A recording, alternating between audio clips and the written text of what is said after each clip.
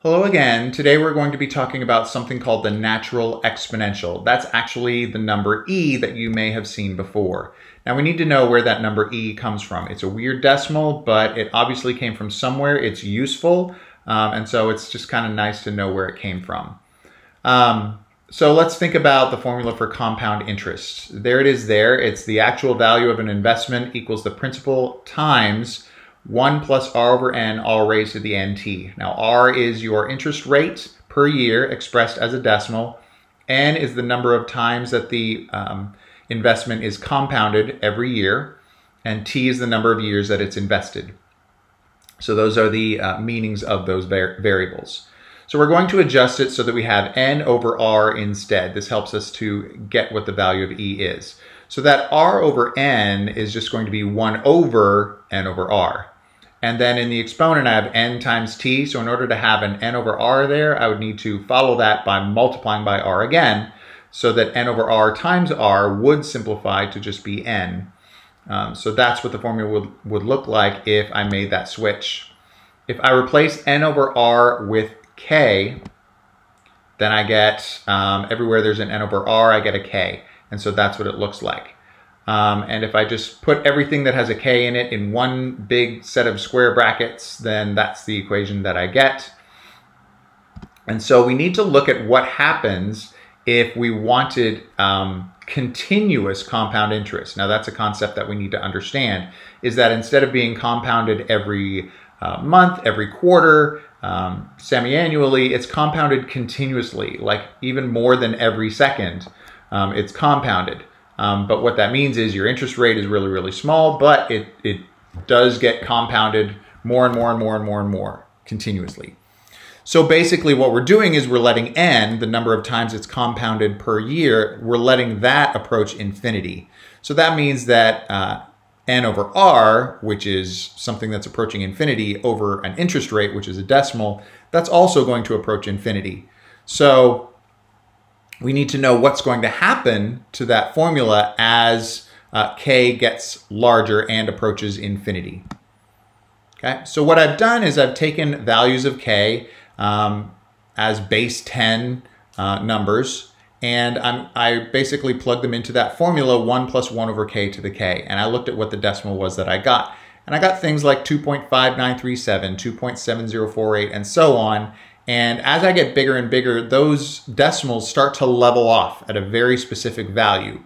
I stopped at 2.7183 because I'm starting to think, okay, I kind of know what that number is. It actually approaches 2.7182818, and that is an approximation of the number e. If you were to keep going to, a million, a billion, a trillion, quadrillion, whatever, and putting that value of k into that expression, you would get really, really close to 2.7182818. It would level off. It wouldn't go above. It would level off at that number. All right. So what I can do is I can take all of that stuff that's in the square brackets, which was the expression I was plugging my numbers into, and I can replace all of that with e if I am compounding interest continuously. So that formula there, A equals P times e to the RT, that is the formula for continuous compound interest, if you're ever asked to do something like that. Now here's what the graph of e to the x looks like. You'll notice that it's different from polynomial graphs, it's different from linear graphs, and any other graphs that you've seen. It's got really, really weird behaviors that we need to talk about. First of all, it passes through the point 0,1. That's kind of nice to know if you're ever asked to graph it. And you'll notice that it goes off to infinity on one side, but then on the other side, there's this horizontal asymptote that it approaches. Now that's different because when you're dealing with polynomials, those tend to go off to infinity or negative infinity on both sides. And sometimes they go off to opposite infinities depending on what your polynomial looks like. So this is kind of an interesting function because it does go off to infinity on one side, but then there's this horizontal asymptote on the other side. All right, so if I were to reflect this function, we need to talk about all of the transitions that we can do with y equals e to the x. And one of them is reflection. So I can either reflect it about the x-axis or the y-axis. So if I write it as y equals e to the negative x, in other words, I change the sign of x, that means that it reflects over the y-axis. We've learned that with other functions. And then if I change the sign of the entire function, that reflects the function over the x-axis. So it looks like that purple graph there. All right, there are other transitions that we need to talk about. So if we did a vertical stretch of 3, that happens when the entire function e to the x is multiplied by a number out front. And if I wanted a horizontal stretch or compression, then I am multiplying just the x by a coefficient. And notice how when I'm doing stuff to the x, that means that the opposite happens. So even though I'm multiplying x by 2, that's actually a horizontal compression of a half. If instead I multiplied x by a half, that would be a horizontal stretch of 2. So whenever things are happening to x, then you have to think, well, it's the opposite of what I would expect to happen. All right, and now if I'm translating, basically just adding a number to the whole function, that's going to shift the function up that many units.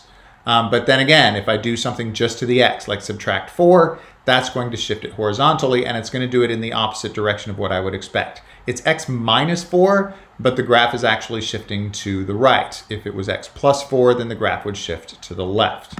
So important to keep that in mind. So we're going to end with an application problem. We have an investor that is investing $3,000 into an account with an interest rate of 6% per year compounded continuously. So we are going to use that formula for continuous compound interest to figure out how much it's worth after 7 years. So my principal is 3,000, my interest rate as a decimal is 0.06, and my time is 7 years. So there's the formula there. I am trying to figure out the value of A, the future value of that investment.